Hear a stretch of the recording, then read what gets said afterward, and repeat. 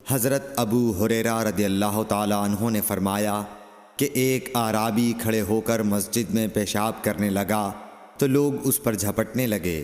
یہ دیکھ کر رسول کریم صلی اللہ علیہ وسلم نے لوگوں سے فرمایا کہ اسے چھوڑ دو اور اس کے پیشاب پر پانی کا بھرا ہوا ڈول یا کچھ کم بھرا ہوا ڈول بہا دو، کیونکہ تم نرمی کے لیے بھیجے گئے ہو، سختی کے لیے نہیں۔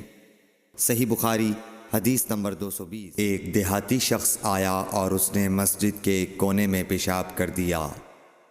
لوگوں نے اس کو منع کیا تو رسول کریم صلی اللہ علیہ وسلم نے انہیں روک دیا۔ جب وہ پیشاب کر کے فارغ ہوا تو آپ نے اس کے پیشاب پر ایک ڈول پانی بہانے کا حکم دیا، چنانچہ بہا دیا گیا۔ صحیح بخاری حدیث نمبر 221۔ رسول کریم صلی اللہ علیہ وسلم کے پاس ایک بچہ لایا گیا، اس نے آپ کے کپڑے پر پیشاب کر دیا۔ آپ نے پانی منگایا اور اس پر بہا دیا۔ صحیح بخاری حدیث نمبر 222۔ ام قیس بنت محصن نامی ایک خاتون رسول کریم صلی اللہ علیہ وسلم کی خدمت اقدس میں اپنا چھوٹا بچہ لے کر آئیں، جو کھانا نہیں کھاتا تھا، یعنی شیر خوار تھا۔ رسول کریم صلی اللہ علیہ وسلم نے اسے اپنی گود میں بٹھا لیا۔ اس بچے نے آپ کے کپڑے پر پیشاب کر دیا۔ آپ صلی اللہ علیہ وسلم نے پانی منگا کر کپڑے پر چھڑک دیا اور اسے نہیں دھویا۔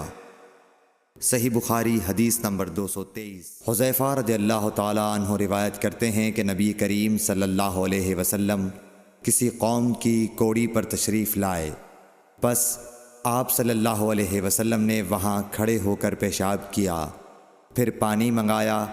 میں آپ صلی اللہ علیہ وسلم کے پاس پانی لے کر آیا تو آپ نے وضو فرمایا۔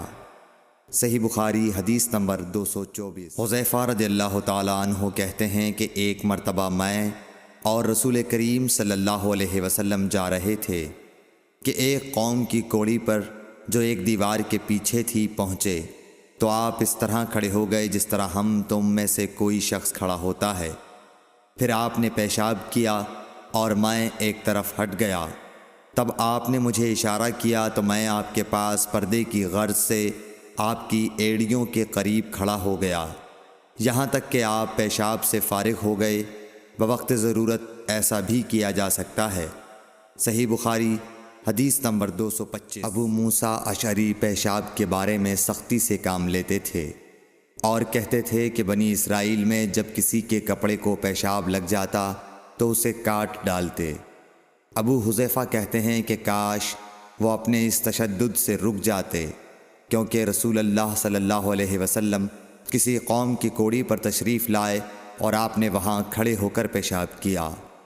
صحیح بخاری حدیث نمبر 226۔ ایک عورت نے رسول کریم صلی اللہ علیہ وسلم کی خدمت میں حاضر ہو کر عرض کی، حضور فرمائیے ہم میں سے کسی عورت کو کپڑے میں حیض آ جائے تو وہ کیا کرے؟ آپ نے فرمایا کہ پہلے اسے کھرچے، پھر پانی سے رگڑے اور پانی سے دھو ڈالے اور اسی کپڑے میں نماز پڑھ لے۔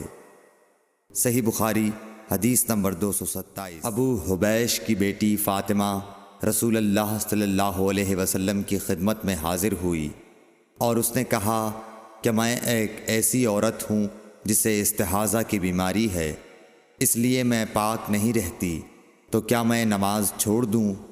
آپ نے فرمایا نہیں، یہ ایک رگ کا خون ہے، حیض نہیں ہے، تو جب تجھے حیض آئے تو نماز چھوڑ دے، اور جب یہ دن گزر جائیں تو اپنے بدن اور کپڑے سے خون کو دھو ڈال، پھر نماز پڑھ۔ ہشام کہتے ہیں کہ میرے باپ عروہ نے کہا کہ حضور نے یہ بھی فرمایا کہ پھر ہر نماز کے لیے وضو کر، یہاں تک کہ وہی حیض کا وقت پھر آ جائے۔ صحیح بخاری حدیث نمبر 228۔ حضرت عائشہ رضی اللہ تعالی عنہا فرماتی ہیں کہ میں رسول کریم صلی اللہ علیہ وسلم کے کپڑے سے جنابت کو دھوتی تھی، پھر اس کو پہن کر آپ نماز کے لیے تشریف لے جاتے اور پانی کے دھبے آپ کے کپڑے میں ہوتے تھے۔ صحیح بخاری حدیث نمبر 229۔ حضرت عائشہ رضی اللہ تعالی عنہا سے اس منی کے بارے میں پوچھا گیا جو کپڑے کو لگ جائے، تو انہوں نے فرمایا کہ میں منی کو رسول کریم صلی اللہ علیہ وسلم کے کپڑے سے دھو ڈالتی تھی، پھر آپ نماز کے لیے باہر تشریف لے جاتے اور دھونے کا نشان یعنی پانی کے دھبے آپ کے کپڑے میں باقی ہوتے۔ صحیح بخاری حدیث نمبر 230۔